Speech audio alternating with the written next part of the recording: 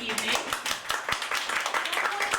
And thank you very much for coming out on a beautiful Friday evening to Acts of Compassion.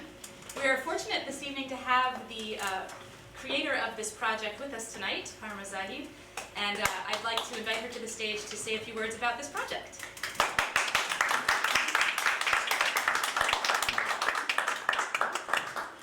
Hi everyone, welcome to Acts of Compassion.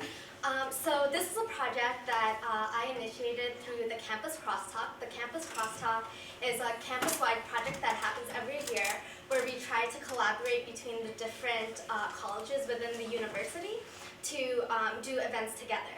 And this year our theme is mindfulness and compassion.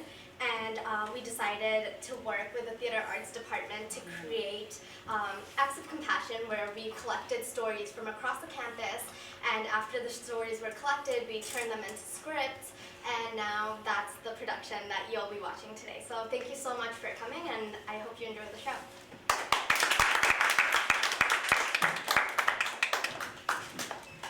This project has been going on for several months now, but truly the actual performance aspect of it came together within the last 2 weeks. So I want to give a special thanks for the energy and talents of the cast and our fabulous stage manager, Jen Dupre. The 4 short plays that you're going to see this evening are based on 3 real stories and 1 poem. And they focus primarily on the compassion aspect rather than the mindfulness aspect. So I thought what I would do quickly is talk a little bit about mindfulness and then lead you all in a 1-minute meditation. Mindfulness can mean a lot of things, but when I think of mindfulness, I do think of meditation. I started meditating about 2 years ago, and it really has changed my life. And I heard a radio program just the other day about mindfulness. There's a New York Times regular article now, I think, on mindfulness, which is great. There's all sorts of science out there that says mindfulness and mindful meditation can actually rewire your brain, which is very exciting, and just another reason to add meditation to your to-do list. I heard on this radio program that I heard the other day, someone said, well, I thought mindfulness was going to make me feel good. And while it can make you feel good, it's not necessarily, that's not the intent of mindfulness, but the idea behind mindful meditation is to be present. So if you are worried about something, if you're afraid of something, if you are ruminating about something that has already happened, the idea of giving yourself a short break in your day to just sit and breathe and pay attention to this moment now, it helps you rid yourselves of those troubling thoughts. And those thoughts might come back, but it helps you sort of train your brain to be in the moment. So what I'd like to ask you to do right now is to sit up in your chairs with a nice long spine. And this is really going to be very, very, very short. But close your eyes. And I'm going to tap a bell sound on my phone. Follow the sound of the bell until it concludes, and then pay attention to your breath.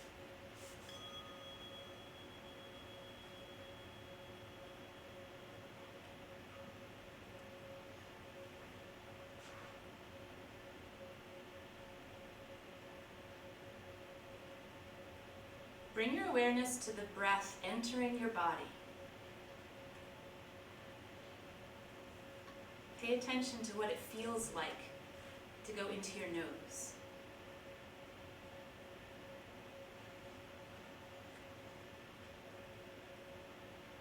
As you breathe in, think peace. As you breathe out, think love.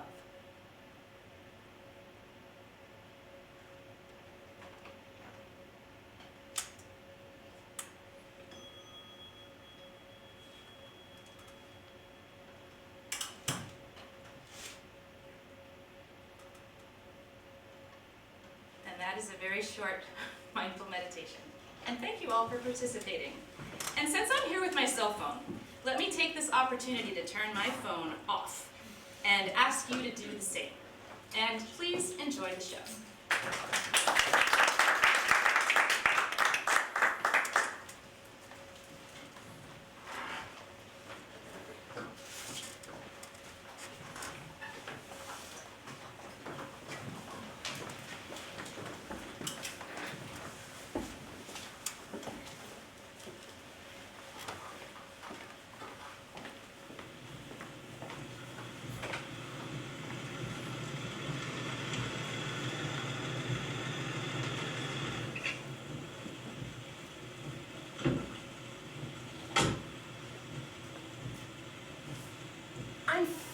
I'm fine. Are you sure? It's really coming down out here. I'm just trying to remember where my daughter's house is. And you're sure she's around here? Yeah, she's in. Ma'am, why don't you try and call her? Do you have a cell phone? Yes, but it's not working. Oh, I see the towers are down. What if we tried to get you to a landline? Would that be okay? Yeah, that's a good idea. Okay, well if you head down this road a bit, there'll be an Exxon on your right. If you pull in there, we can ask if they have a landline you can use. We? You think I'm letting you get stuck in all this mess? No way, ma'am. I'll be right behind you.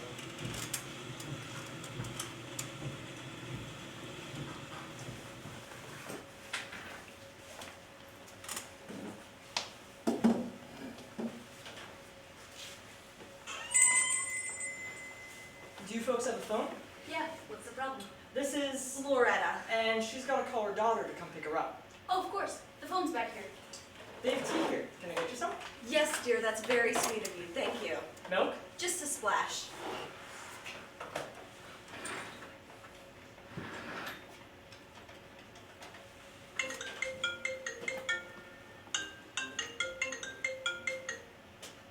Kathleen, it's Mom. I'm calling from the Exxon. Mom, what happened? I got lost, but a nice man brought me here. I'm coming to get you. Yes, please come and get me. That snow is coming down even harder now. She should wait it out. You can stay here as long as you need. You know, why don't you wait until the snow lets up a little bit? Oh, thank you so much. You can head to where you're supposed to be now. Ma'am, this is exactly where I'm supposed to be. Who are you talking to? This nice man, Adam. Adam, who brought me here. Fine, Ma, but I'm coming as soon as the snow lets up. What's the address? What is the address here, dear? 404 Boston Post Road, West Haven. 404, what was it? Boston Post Road, West Haven. Boston Post Road, Where on the Boston Post Road? West Haven. You ended up in West Haven? I know. Just come get me when the snow lets up. Thank you so much for helping me.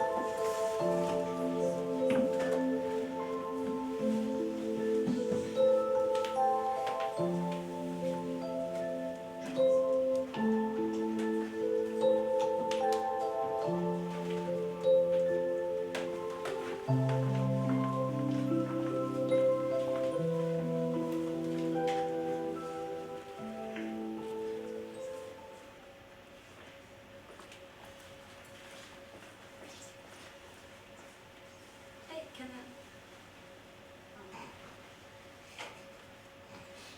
Hey, aren't you in my... Don't I know you from...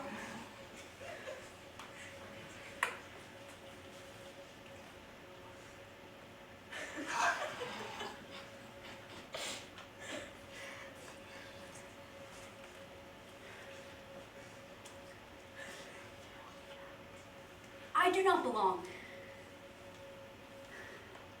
I am not complete.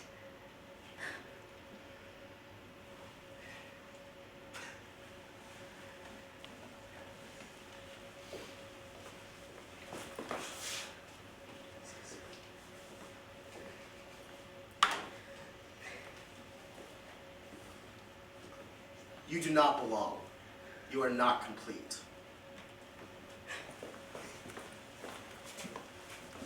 You are not good looking enough. You are not smart enough. You are not courageous enough. These thoughts, they hurt. Why?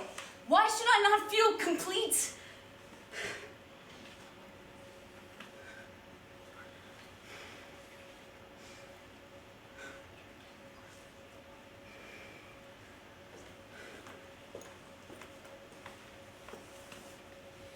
sky, the sea, the sand, they are only real because you see and think about them.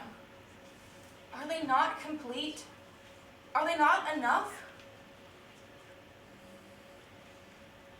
No, they are beautiful.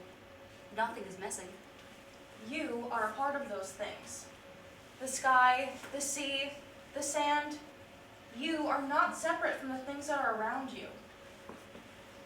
They are a part of you. You are a part of them.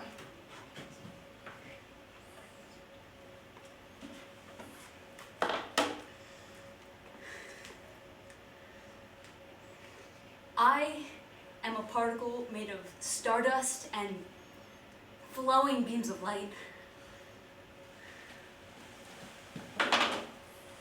You are all you need to be. You are enough. You are complete. You are all you need to be. You are enough. You are complete.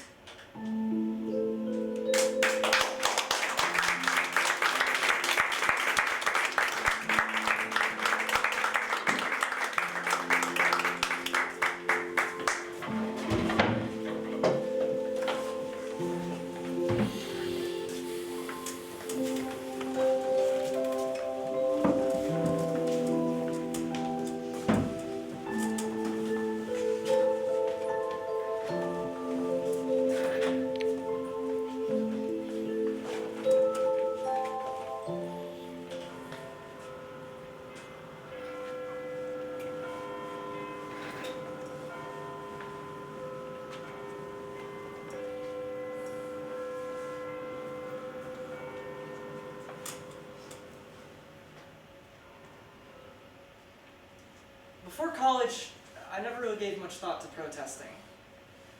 The closest I got to organized protests was arguing with Mom over bedtime. When you're a child, life is simpler. Your opinion is law of the land, and no need to concern yourself with anyone else. I guess the point of childhood is to learn empathy. The college campus is the perfect setting to learn of the plight of others. Which brings me to now.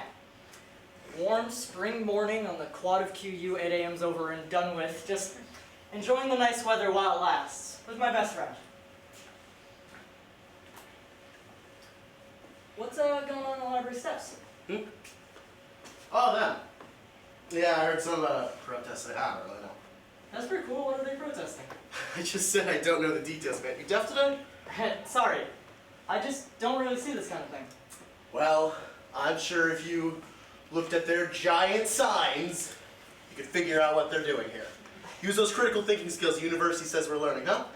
I think I'll go ask them. What? Why? You don't want to bother them, you know? They're busy. Besides, you don't want to get wrapped up in whatever it is they're repping. Probably has nothing to do with you. Hey, you're right. Let's just keep moving. Yeah. But I can't get them out of my mind. So I wait. A few hours pass, and now it's around noon. They're still standing on the library steps. Not blocking anyone, not preaching over a megaphone. No chanting, no marching, no disturbances. Just a group of students standing side by side, united against something. I need to know. Something about this draws me to this place in this moment. I can't really explain it. Something about this pulls me. Hey, what are you all doing here? This is for the refugees. The refugees, Syrian refugees. Yes, our government refuses to let in women and children who are fleeing a war-torn nation just because of their religion. Oh, yeah, of course, those refugees. So you're all Muslim then? Some of us are. Not all of us. Why? Do we all need to be to support our fellow human beings? No, of course not. No, I didn't mean it to be, I'm just... It's fine. We get it. We get that sort of generalization all the time. It's a common conclusion. So why then? Because it's the right thing to do. It doesn't really have to be any more complicated than that. I always thought along the lines of, if we do nothing, they will continue to suffer. The point is, if we join together, we can change the world. We can't make everyone agree. That would be impossible. But if we can show them that we the people want change, We may be able to change their minds. And we're willing to take on any generalization from our individuals as long as it means getting the word out about our cause. hey, don't forget about the verbal abuse. Yeah, that's True. very true. I don't know what to say.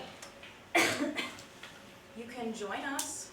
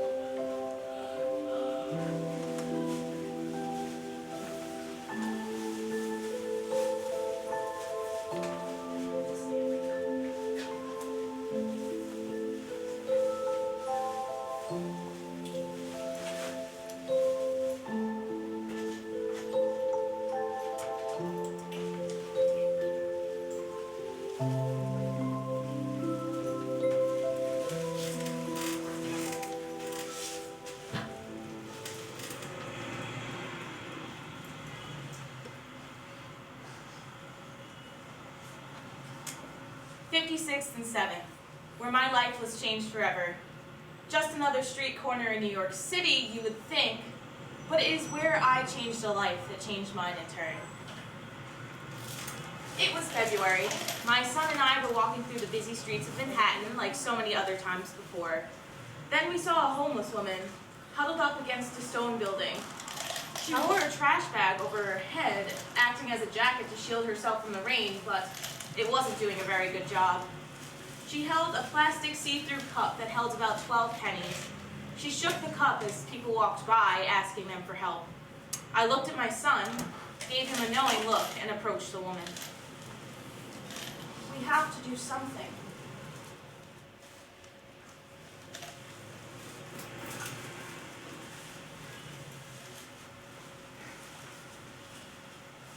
Do you have any clothes? No.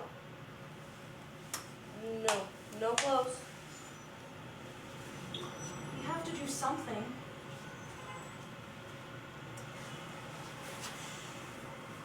Will you be here in about 20 minutes? On 56th and 7th? Mm-hmm.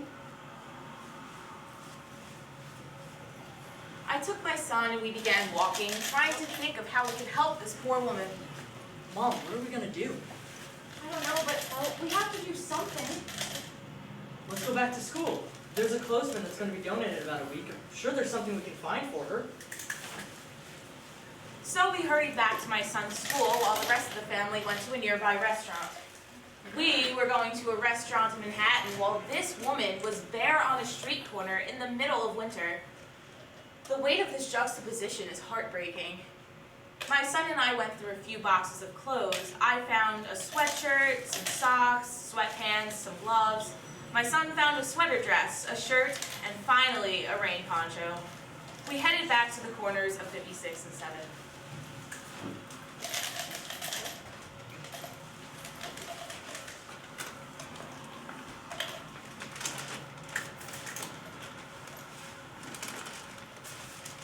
We brought you some clothes. There are sweaters and socks and some pants. Thank you. God bless you. Thank you. You must put these on. Do you have a place where you can change? Thank you. God bless you. You must put these on.